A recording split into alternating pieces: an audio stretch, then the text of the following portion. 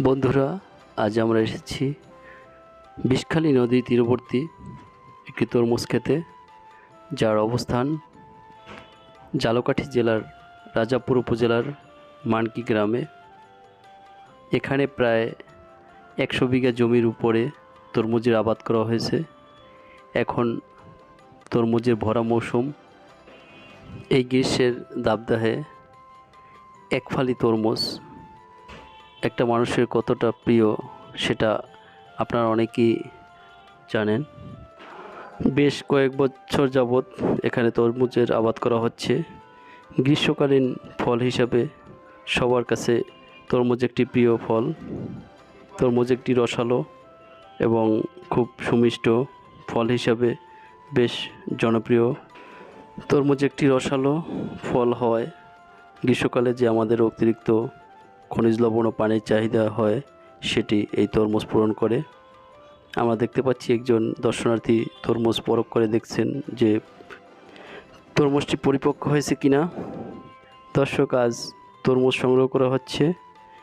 মাঠ থেকে তরমুজ সংগ্রহ করে মাঠের মাঝ বরাবর সারি করে রাখা হয়েছে, যা একটি ট্রলির মাধ্যমে এগুলো সংগ্রহ করে বিষখালী নদীর তীরবর্তী যে ট্রলার রাখা আছে সেখানে নিয়ে যাওয়া হবে। আজকে প্রায় 4000 তরমুজ সংগ্রহ করা হয়েছে।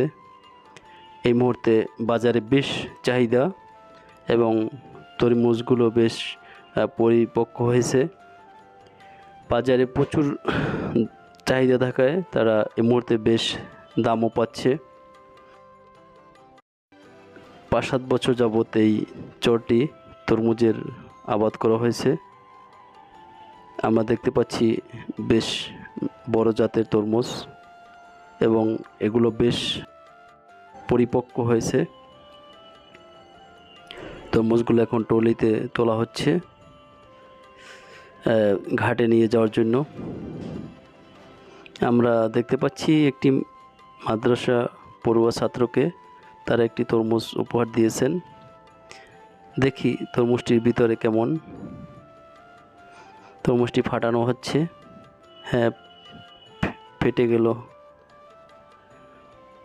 হ্যাঁ, ভিতরে বেশ লাল। হ্যাঁ, অনেক লাল। আমরা মনে করতে পারি তরমুজটি বেশ পরিপক্ক। হ্যাঁ, তো খেয়ে দেখলো অনেক মিষ্টি।